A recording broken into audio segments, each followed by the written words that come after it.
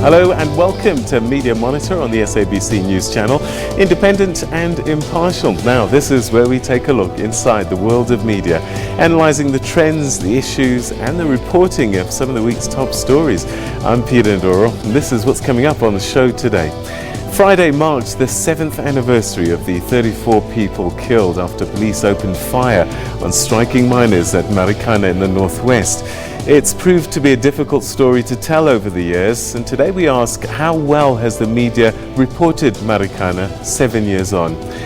There was controversy on social media, no surprise I guess, but this past week the spokesperson of the Department of Basic Education, Elijah Mhlanga, sparked some outrage with pictures that he used as part of a reading campaign. He was accused of being sexist, but is that the whole story? Find out a little later on. And what are your thoughts on these issues actually? Please message us on Twitter using our hashtag SABC Media Monitor. We look forward to hearing from you. But first, let's take a look at what's on the front pages of the Sunday papers this morning.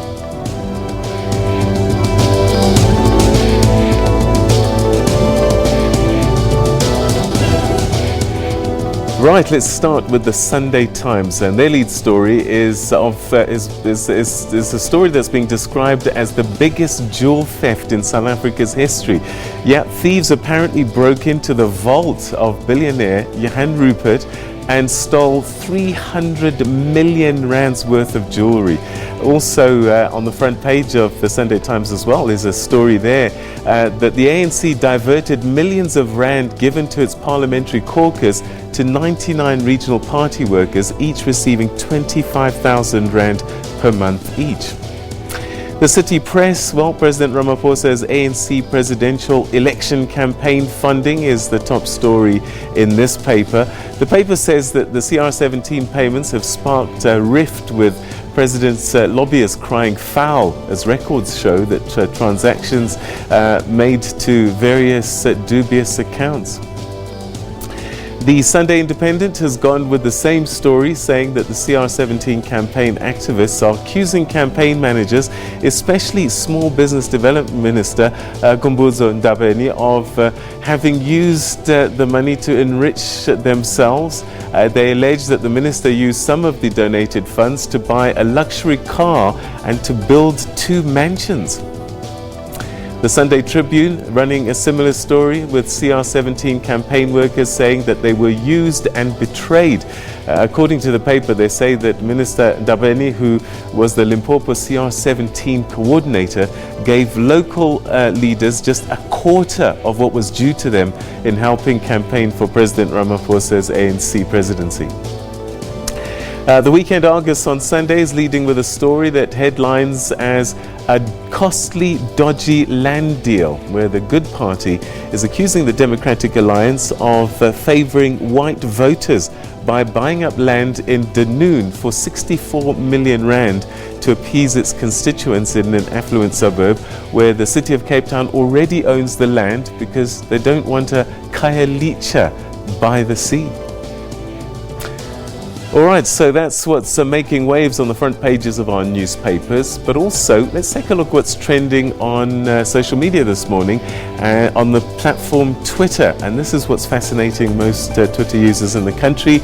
Number one, I guess not surprised, CR17 bank statements. UFC 241 and 2 and 3 go together because a guy called Stipe is now the new heavyweight champion in this mixed martial arts championship, UFC 241, and then Pettis and Sunday Thoughts 4 and 5.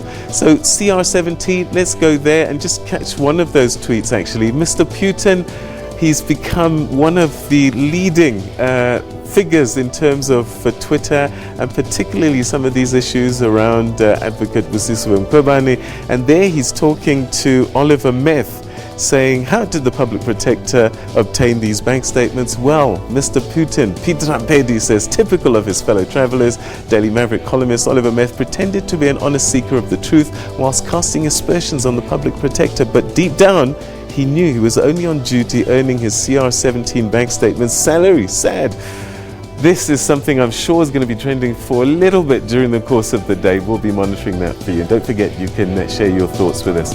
But there's so much to get through on the show this morning, and helping us make sense of it all, my guest editors. We say welcome to Sophie Mkwena, who's the foreign editor at the SABC, and Makudu Sifaro, who's the editor at the Sunday World. A very good morning to both of you. Thanks for joining us. Thank you, Peter.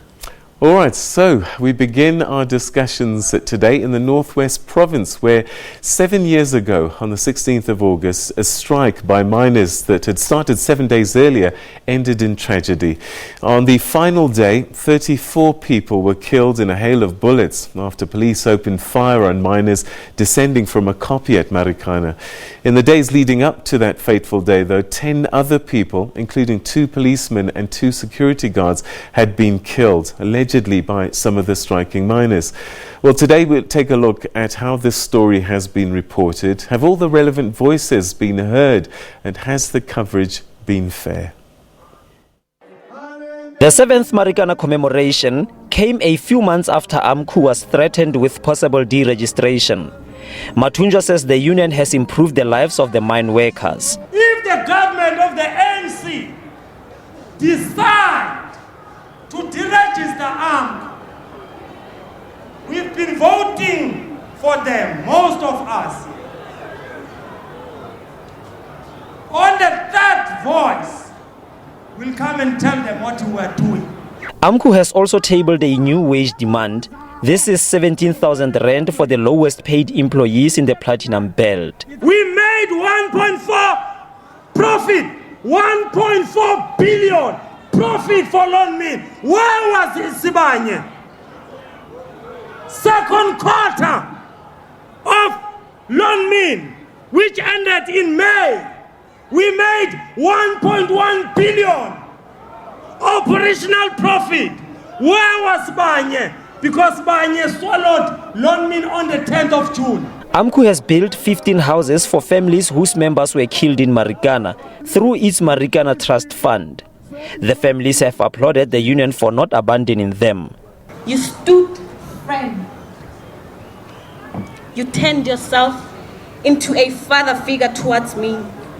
You fought, and you are still fighting for our father's legacy. The survivors of that fateful day and those who were arrested say the fight for better wages continues. Itumeleng Khajane, SABC News, Marikana.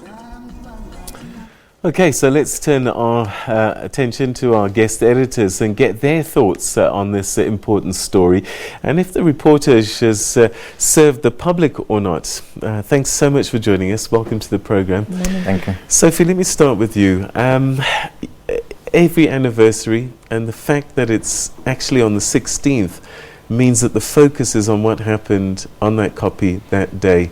But there's so much more to this story, and I wonder, as journalists, as reporters, have we told the whole story fairly in your view? Well, indeed, a build-up to that massacre, and during the massacre, and perhaps months or days after the massacre, journalists did their best to tell the story. That is why today many people are indeed informed about the story. But I think we dropped the ball in terms of doing follow-up. For example, after the Falam Commission, there were recommendations in terms of what needs to be done. I just want to single out one problem. We were told that after 1994, the government took a clear, conscious decision to change the police force to security. You know, police some service, I guess. Service, yes, to provide security to citizens, not to be the force. But later, typical politicians, expediency and popularity, when someone new comes, he comes with new ideas and different approach in terms of trying to perhaps do much better than the previous leader. Then it was changed back to police force, with even a situation where people were using ranks like almost in the military. And it is for that reason you had all those challenges. And Falam has made a recommendation that we must go back to the police service, not the police force. Have we done that? proper training, look at the deployment, let there be accountability, let there be a compensation. Have we done that? Have we reported about all those recommendations? Even question where perhaps we feel recommendations were not clear enough or they didn't go far enough. Therefore, I can say post, we didn't do well. All right, so at the time we were telling the story as it was unfolding. Your thoughts, Makudu, because it's been 7 years of this story, and a lot of people may not remember 78 people were actually injured that day. We don't know what happened to them. And what about the families of those that were left behind? Yeah, it's interesting. The column I write in the Sunday World this morning is exactly about the question you're asking, about the families and the people who were directly affected by what happened around that copy in Marikana. And so the question I ask, and I mean I kind of look at the circumstances of the families and the people who survived, and then I turn attention to the president, Mr. Ramaphosa. Yeah. And I say, in the period leading to the killing of those people, he wrote that infamous email where he urged for concomitant action to be taken. And the point I make is he was, as a businessman, within his rights to want public order in the area, but that email served the purpose of putting pressure on the ministers, the commissioners, and the people who were supposed, and they didn't have an excuse not to do things right, but they did things wrong. That's now water under the bridge. But I say, if you are the president or somebody advising the president, and you are aware of this background, and it's almost 2 years now that he has been at the union buildings, and he's sitting there, the families of the people who died around that copy have not yet received compensation.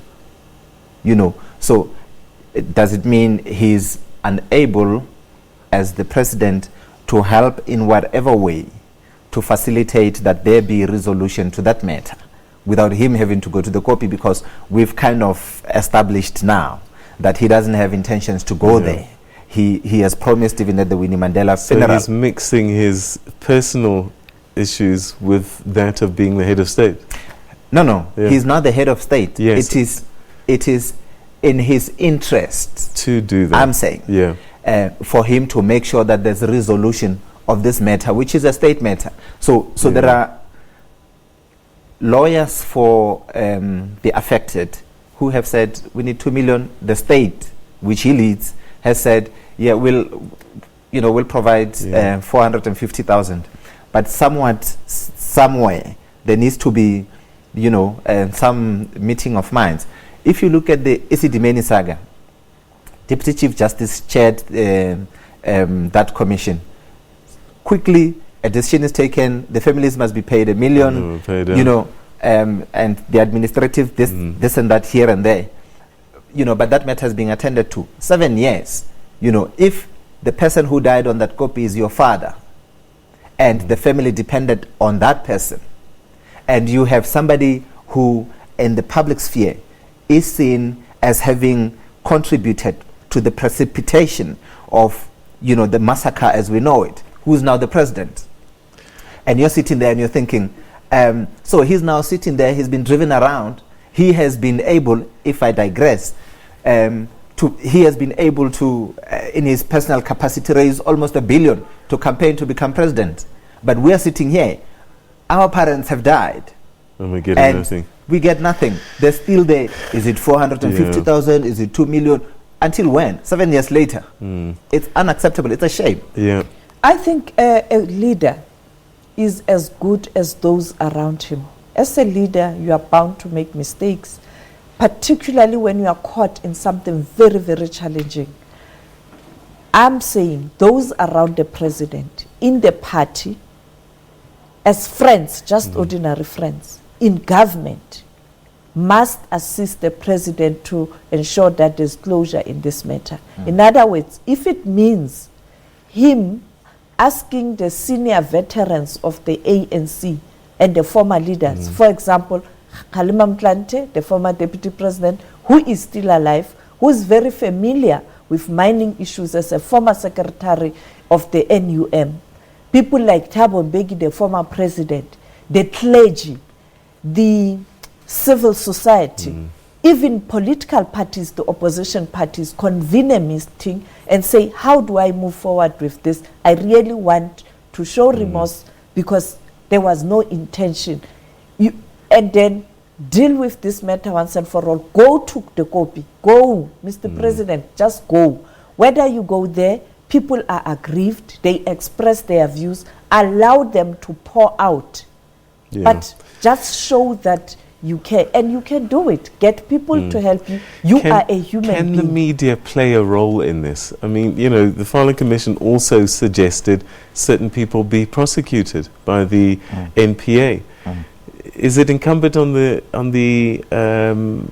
press and the media to go to the NPA and say 7 years later, there doesn't seem to be much movement here. Few people have been put in the docks, but falls far short of what the Filing Commission had pointed. Yeah, part of the point I still make in the column is that it feels almost like a staged show. So in the period leading to the Marikana massacre, you know, the footage comes out and the images from the past come out, and then we repeat the story. The politicians go to the Gopi, platitudes and pledges are made, we will support, you know, a few days later, the show moves out of town. The media is out, the politicians are out, the families are left on their own, right?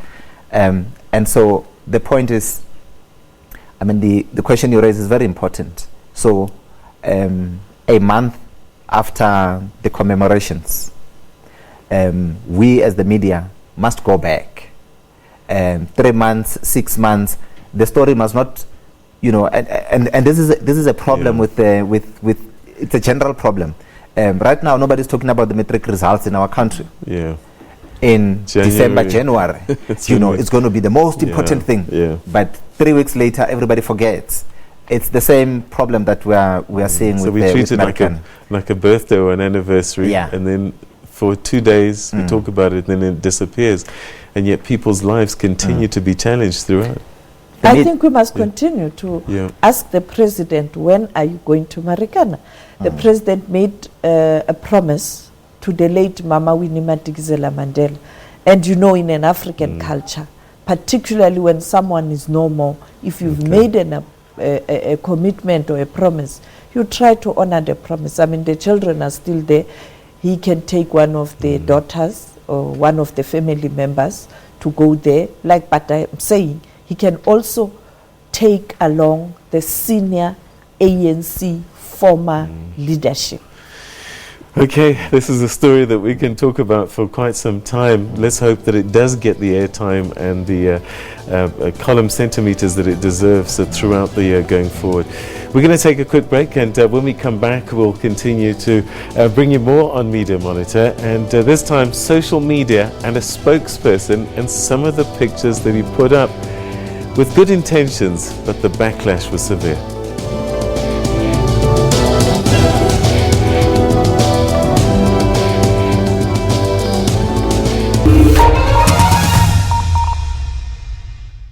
On Full View, the end of the day means unpacking the day's events. We recap all major news stories from around the world. The African Union's decision to suspend Sudan's membership was made by the AU Peace and Security Council. It was a unanimous decision. We said we'll give them up to 60 days. And have in-depth discussions on what's happening in our country. This economy, for it to grow, you need people that will be working in order for them to be able to have the buying power. We're very keen to hear why must Zuma's character be assassinated. Mzwandile, former President Jacob Zuma, doesn't believe that there was state capture. He did qualify to say his understanding may be limited. There's lots of red on the board behind you. Is it a true reflection of what's happening on the markets today? Yeah, certainly is, Nzing. About 0.1% lower thus far for the markets here locally. Your money on market sense. South Africa needs jobs. The SABC News mobile app is your one-stop digital portal to all the news you need. Stay connected with the latest in breaking news. Watch the SABC News channel along with clips and live streams of all the big news events. And listen to all the SABC News radio stations live, including podcasts and much more. Simply download the SABC News app to your Android or iOS device from either the Play Store or the App Store. SABC News, independent, impartial.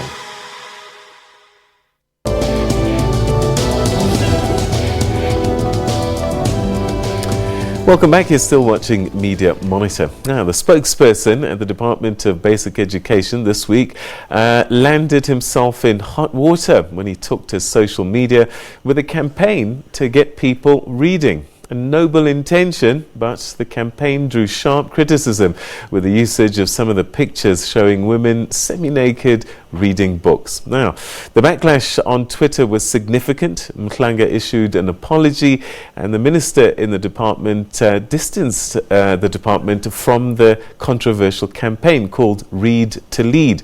So, did he cross the line? Well, we went out onto the streets and asked citizens how they felt about the initiative. It's very important that we set an equal tone for all of us, and by sexualizing women with an image like that, I don't think it promotes reading itself, it promotes the image itself. And that's a media tactic or a media ploy. But for somebody to do this from the Department of Education, trying to promote education as a whole, I'm personally disappointed. She's naked, and for me, it's like victimizing the person. Yes, so I don't think it will encourage people in any way to read. It's very provocative to a woman. Why is a woman's body being used in that manner to lure people in to read? I mean, people can read wherever, however they want, but then that picture is just so provocative, and I think it disrespects a woman.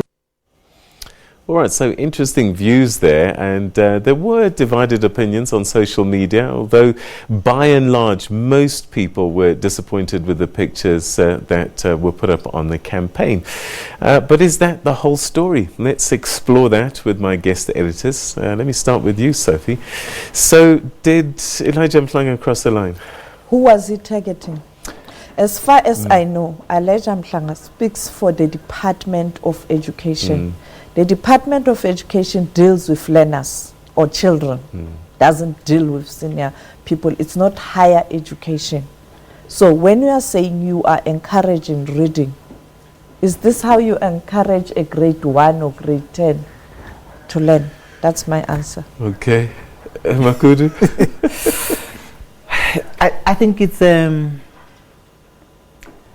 difficult subject, right? We need to synthesize quite a number of factors into this. And so my view is that a campaign to encourage people to read, perhaps to start there, is an important campaign. It's something that we should do. Research in our country shows that our reading and our attitude to books very low. There was some research that said we came 50 out of 50 countries in reading for meaning and comprehension and those kind of things. But then the question becomes, were the images that he used necessary for the campaign? And that's where opinion is a little bit divided. So let me ask you this, because he's saying that, listen, those were 3 pictures out of 15. And that the other 12 pictures, and we're going to show them to you on screens now, were images like this. And so when you take it in context, perhaps it's slightly different, the story. Is it, or is it still a step too far? The problem is whether it's half an image or 2 or 1. Unfortunately, it has kind of changed the whole story. And when I look, majority of those pictures are women. Have you realized that? Yeah. Women. How many men there? So that was another faux pas. Yeah, so two, as I indicated, you are a spokesperson of the Department of Education. The Department of Education deals with preschool, primary, and high school. Doesn't deal with those at institution of higher learning. Therefore, these images, this image for a grade grade 1. And secondly, when people raised concerns, because we are bound to make mistakes, the arrogance, the response, you are not really apologizing. You have some reservations. You don't apologize outright. And as human beings, we must learn that when you have erred, just accept, apologize unreservedly, and ensure that you move on. But I still want to ask a question. How many women pictures were used? In fact, I think all of them almost. Yeah, I mean, I want to disagree with Sophie on one point. Right. The Department of Basic Education targets children up to 18. Yeah. But for me, as a communicator, I'd say that the platform he used to communicate the campaign, which is Twitter, is a platform accessed by a majority of adult people. And so if we don't have, an explanation around the campaign, and we're just assessing it on the basis of the platforms on which the campaign is launched, then the hashtag and the Twitter platform is the platform where this thing is used, which is why I access it, even though, I mean, I'm not a primary school person. But it's not true, Makudu, because I want to make an example. I have a 16-year-old. On many occasions, he tells me about what's trending.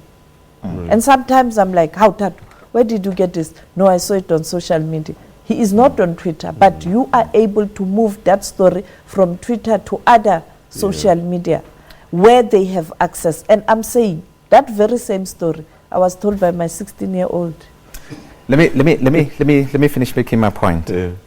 So this campaign is on Twitter, right?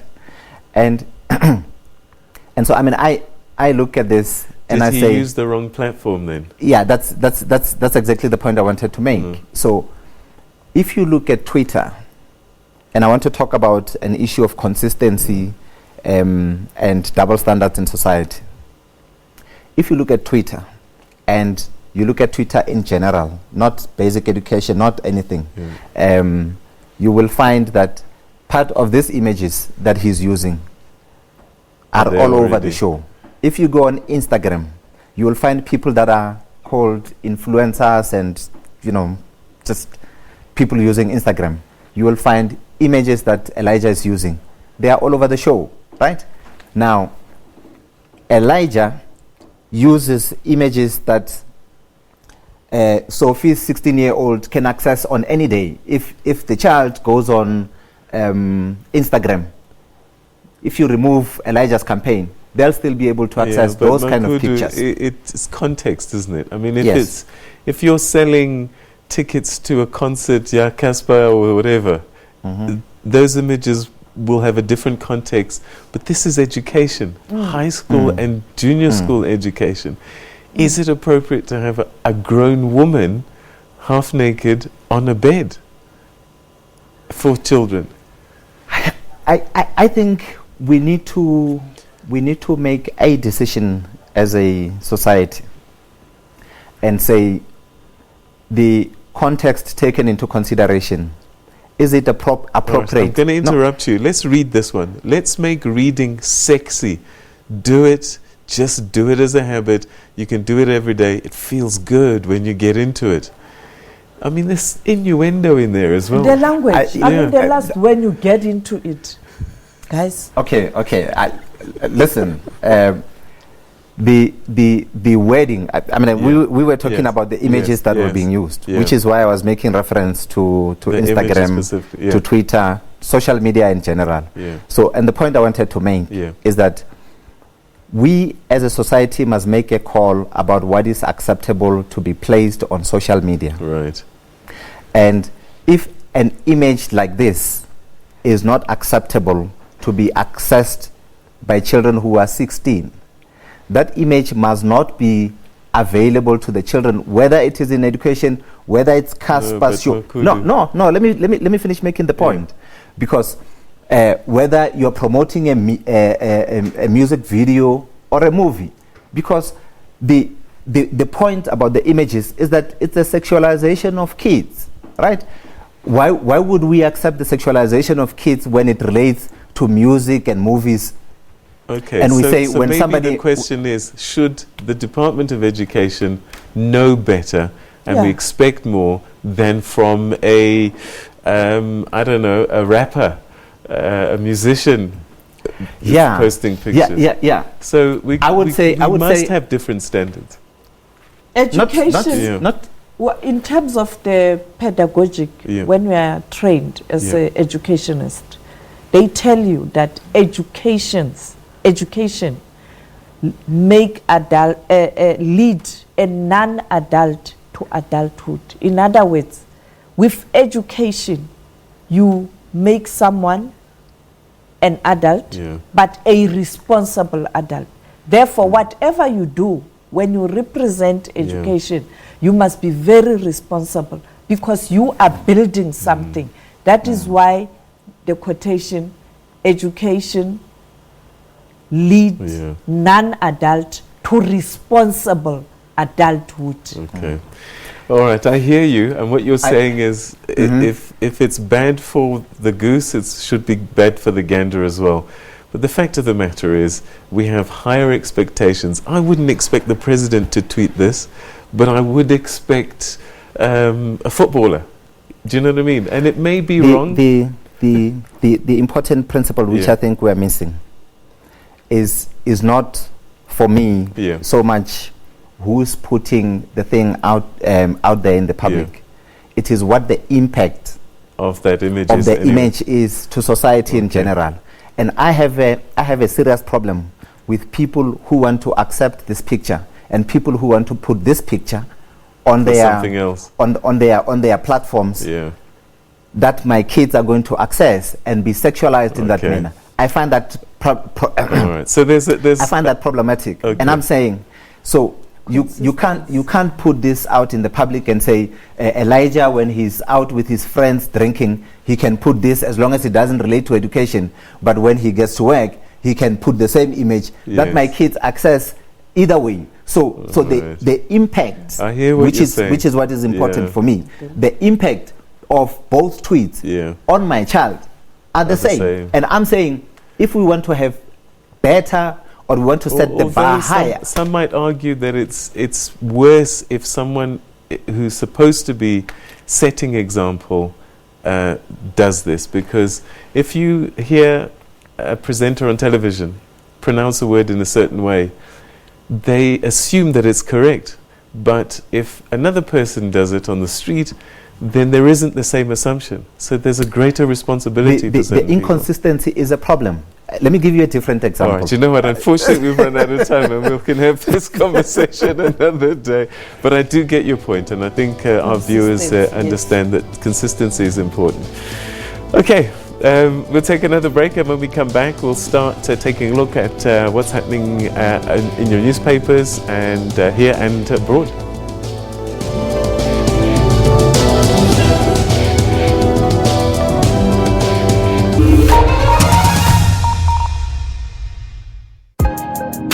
My passion, my niche is human interest stories. I am here for women who have rainbow babies. I am here for women who live with anxiety and depression. I am here for women with special needs children. I am here to tell you that you are enough. SABC News celebrates Women's Month.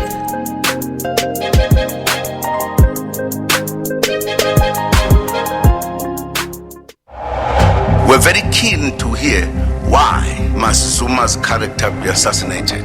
Mzwandile, former President Jacob Zuma doesn't believe that there was state capture. He did qualify to say his understanding may be limited. Adabile, there's lots of red on the board behind you. Is it a true reflection of what's happening on the markets today? Yeah, it certainly is, Nzing. About 1/10% lower thus far for the markets here locally. Your money on market sense. South Africa needs jobs.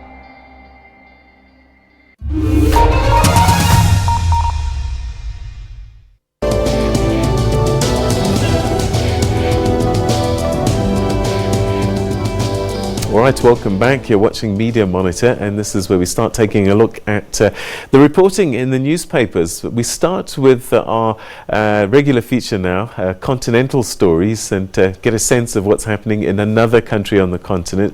And today we go to Zimbabwe and Harare, where we speak to Tichawana Zindoga, who is the acting editor of the main state-owned newspaper in the country, The Herald. Tichawana, thanks very much indeed for joining us. Welcome to the program. What's the top story today in the Sunday Mail, which is your sister newspaper, The Herald? Thank you, Peter, and thanks for having me on the program. Our main story in the Sunday Mail today is United States ambassador's role in demos unmasked. This is a story that's talking about the role of the United States in what happened on Friday. As you might be aware, the demonstrations by the opposition MDC alliance. This story alleges that there was an invisible hand of the United States embassy in the planning, coordination, and execution of that particular demo. Okay, very interesting. What about the other papers? What about the Newsday Weekender? What's that saying? That's a private newspaper, isn't it? Yeah. So from the stable of the Newsday, we have the Standard. It's called the Standard newspaper. It leads with the story. Chamisa threatens to intensify protests, and the Daily News on Sunday says Zimbabwe near point of no return, Chamisa, and the Sunday Times Zimbabwe edition says crackdown targets 14 on a watch list. And this is reference to. All right. So they have completely different takes to the Sunday Mail in terms of how they've dealt with the demonstrations. We'll get back to that just now, but I want to ask you, I saw that circulation of the Herald is up. Why is that happening? What's going on? Are people returning to the state-owned newspaper in their numbers? Yeah, I think it's to do with the product. Obviously, there is new leadership at the Herald. For the 6 months past, I've been leader of the Herald as acting editor, and I'm sure that has had a positive effect. But I also want to be more academic about it and more nuanced about it, to the extent that, in Africa, really, despite all other theories about newspaper declining, newspaper readership declining, there is significant hunger for news and the physical paper, as it were. But obviously, newspaper circulation, newspaper readership has other factors that act as drawcards, or that act upon whether people can purchase a newspaper, read the newspaper, and so forth. And I'm sure those dynamics come into play. All right. So let me ask you this. President Mnangagwa has been in power just over, nearly 2 years now. And the question is, has the press freedom increased under his tenure? Because it was notorious under the Mugabe era that press wasn't always free. What's the space like now for journalists?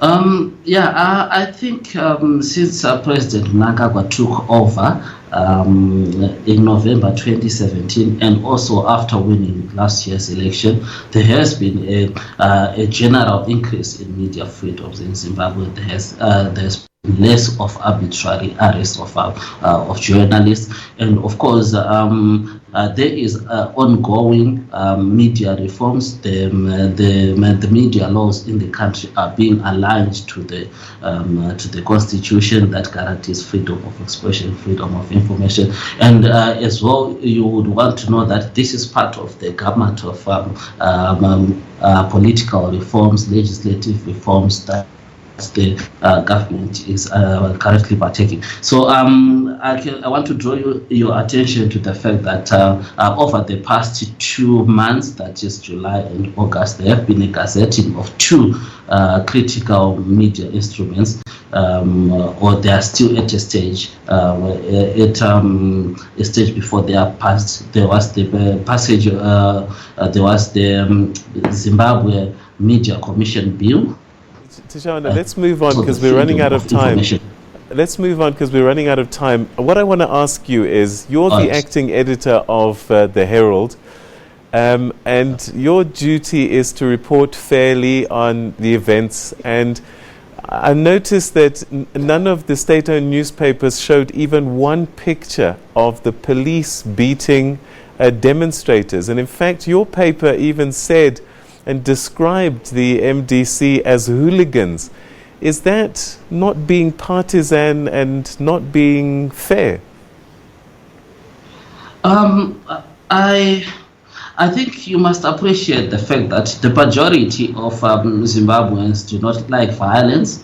And what happened actually on Friday after the demonstration was stopped was a huge sense of relief.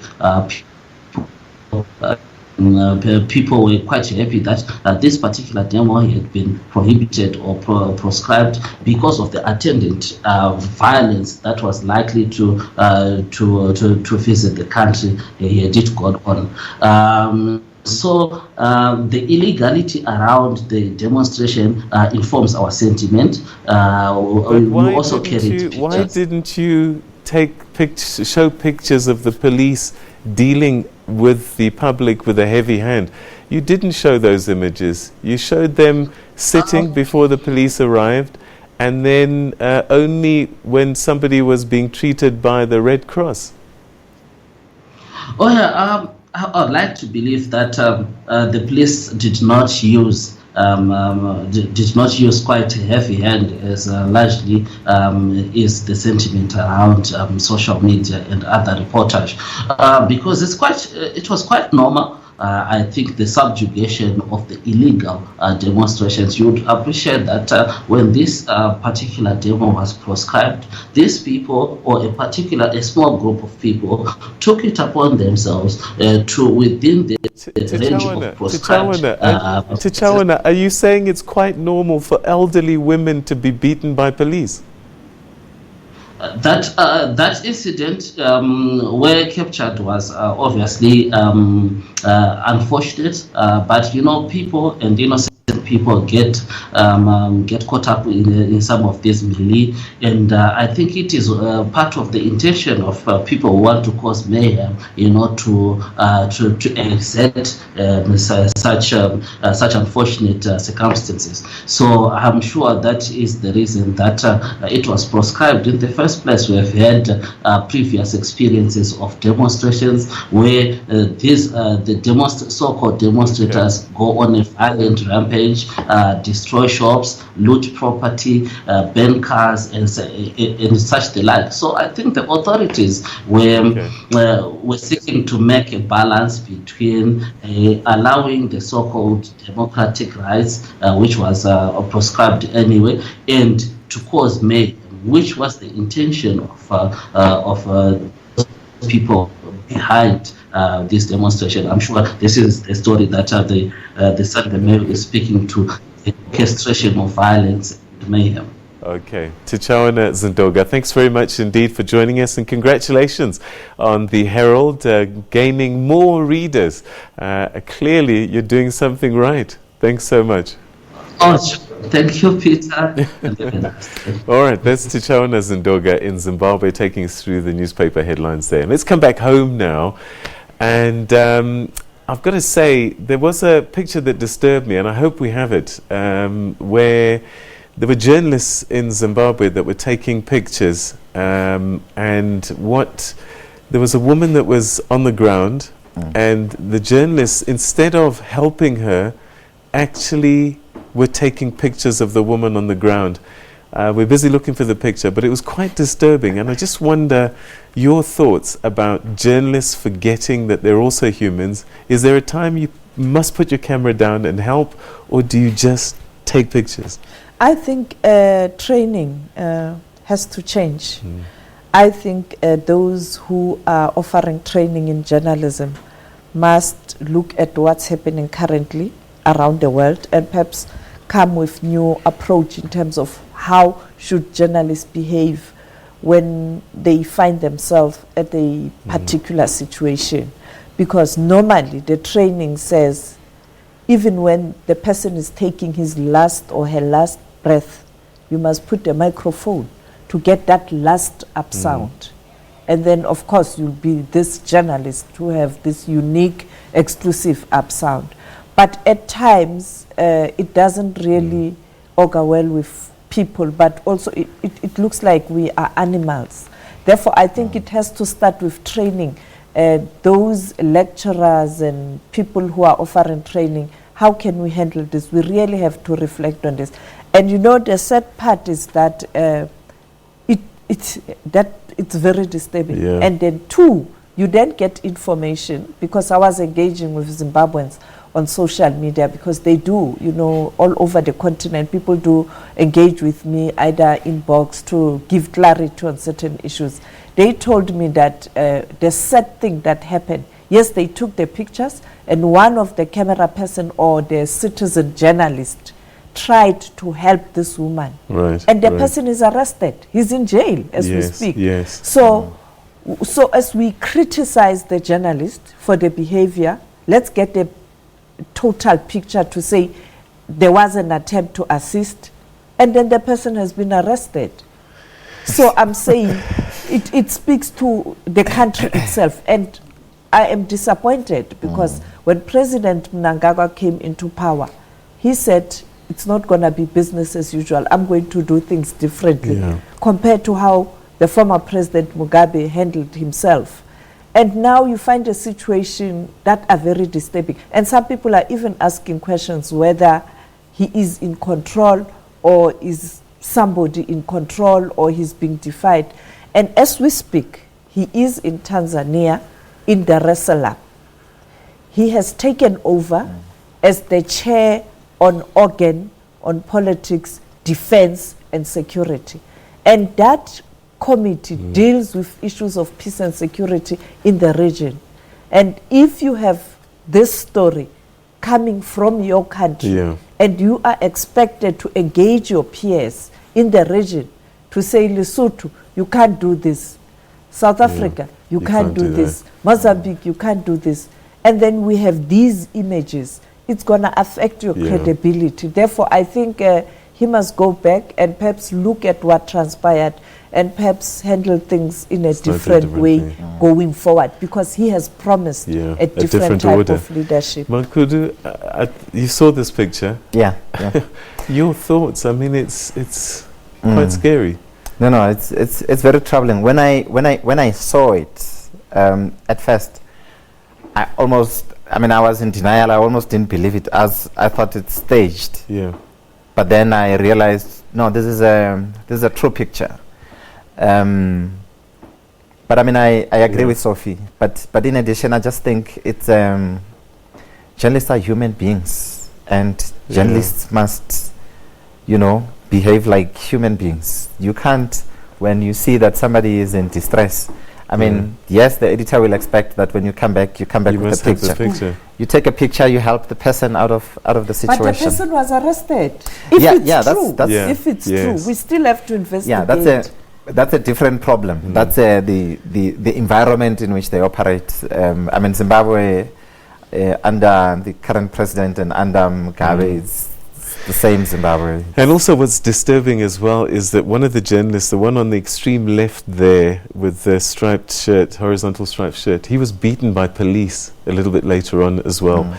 The police, because it was captured on social media, apologized. But if it wasn't caught on social media, it would have been different.